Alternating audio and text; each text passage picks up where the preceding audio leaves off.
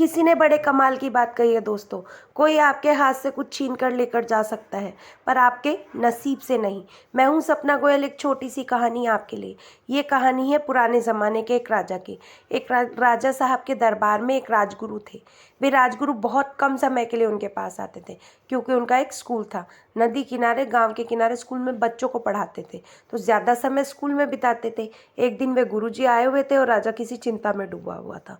तो गुरुजी ने पूछा, क्या बात है? तो राजा ने बोला, बेटी विवाह के योग्य हो चुकी है और उचित वर नहीं मिल रहा है, क्या किया जाए? गुरुजी ने कहा, लाओ मैं कुंडली देख लेता हूँ। गुरुजी ने कुंडली देखना शुरू किया तो गुरुजी चौंक गए, आश्चर्य में पड़ गए क्योंकि वह विलक्षण प्रतिभा की धनी थी और उसका भाग्य बड़ा उज्जवल दिख रहा था।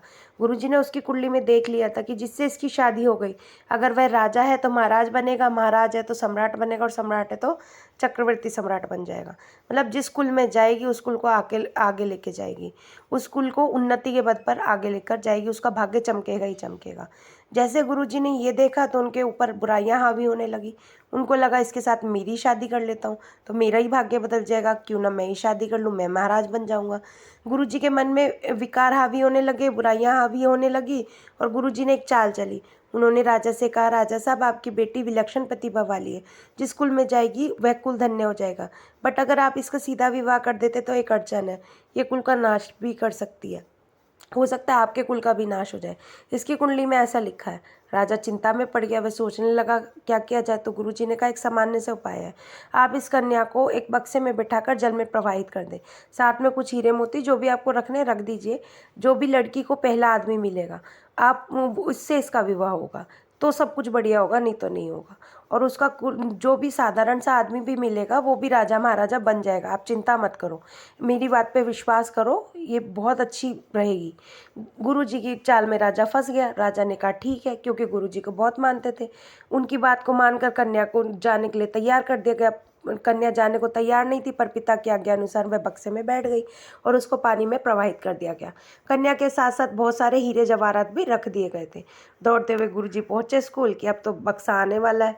गुरुजी जाकर बोले, बच्चों आज तुम्हारी छुट्टी है, बट एक काम करो, नदी किनारे एक बक्सा आएगा, उसे तुम्हें मेरे पास लेकर आना है, मेरे कक्ष में रख देना है, बाहर से दरवाज़ा लगा देना, चाहे मैं लाख चिल्लाऊं पर दरवाज़ा मत खोलना।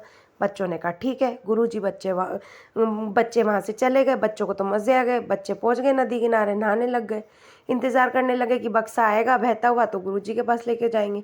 बट कहते हैं ना, जो योग है संयोग है उस पर किसी का बस नहीं चलता। बक्सा बहकर आ रहा था, वह नदी किनारे दूसरे राज्य का राजकुमार हाथ मुंह धो रहा था, जंगल में शिकार खेलने आया था तो थक चुका था। उसने देखा बक्सा बहता हुआ आ रहा है तो उसने सैनिकों से कहा, जाकर देखो, लेकर आओ बक्से में क्या है देखते। सैनिक गए, बक्से को पकड़ कर ले आए। जब बक्सा खोला राजकुमार ने तो उसमें एक सुंदर सी कन्या बैठी हुई थी। राजकुमार चौंक गए। उसने कहा, देवी आप कौन है और आप इस हालत में कैसे? तो उस राजकुमारी ने अपने परिचय दिया, अपना इंट्रोडक्शन दिया और सारी बात बताई, कैसे क्या हुआ। राजकुमार ने कहा, अब क्या करना है? तो राजकुमारी ने कहा, पिताजी ने आज्ञा दी थी कि जो बक्सा खोले उसी से विवाह होगा, तो आप मुझसे विवाह कर लो, मेरे तो आप जो भी हो अब आप ही हो। राजकुमार ने वहीं अंगूठी पहना दी। ज्वेलरी तो आई थी, उसमें बहुत सारी अंगूठियाँ भी थी। सैनिकों ने तालियां बजा दी, विवाह हो गया। अब राजकुमार ने सोचा इस खाली बक्से का क्या करें, तो उसने सोचा खाली बक्सा वापस भेज देते हैं तो बट अच्छा नहीं लगेगा, तो उसने सोचा बक्से में कुछ डाल देते हैं। तो उन्होंने एक सामान उसमें डाल दिया। अब बच्चे दूसरे किनारे बक्से का इंतजार कर रहे थे, बक्सा आएगा गुरुजी के पास लेकर चलेंगे। तभी बच्चों की नज़र बक्से पर पड़ी। बक्सा बहता हुआ आ रहा था। बड़ी मशक्क़त से बक्सा बाहर निकाला गया क्योंकि बक्सा बहुत भारी था और बच्चे छोटे थे। सब बच्चे, कोई 30-35 बच्चे थे, सबने मिलकर बड़ी मशक्क़त से पहले उसको निकाला, फिर बड़ी मुश्किल से गुरुजी के कक्ष में लेकर गए। गुरुजी ने आदेश दिया था बाहर से दरवाज़ा लगा देना। गुरुजी अंदर थे, बच्चों ने बाहर से दरवाज़ा लगा दिया। गुरुजी बड़े उत्साहित थे, उनको लग रहा था बक्सा आएगा, उसमें कन्या होगी, मैं उससे शादी कर लूँगा और मेरा भाग्य चमक जाएगा। बिना देरी के बक्सा खोला तो उसमें एक जिंदा भालू था। राजकुमार शिकार के लिए तो आया ही था, उसने एक जिंदा भालू पकड़ रखा था तो उसी को बक्से में डाल दिया। क्योंकि भालू गुस्से में था, बक्से में बंद था बहुत देर से, तो बाहर निकलते ही वह गुरुजी पर अटैक करने लगा। जो बच्चे थे उनको गुरुजी के चिल्लाने की आवाज़ आ रही थी, लेकिन गुरुजी का आदेश था कि मैं कितना भी बोलूँ दरवाज़ा मत खोलना। गुरुजी के चिल्लाने की आवाज़ सुनकर एक बच्चे ने सोचा दरवाज़ा खोल देता हूँ, तो मॉनिटर ने डांट दिया, नहीं नहीं गुरुजी ने मना किया था, दरवाज़ा नहीं खोलना।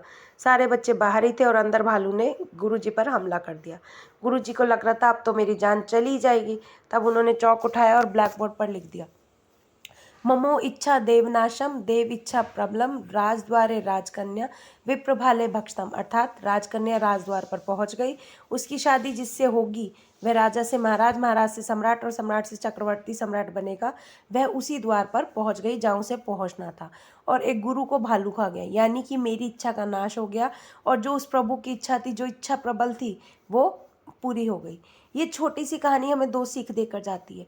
एक, कि ज़िंदगी में जो होना है वह होकर रहेगा। दूसरा, अगर हमारे ऊपर बुराइयां हावी होती हैं तो ज़िंदगी में हमारा अंत निश्चित है।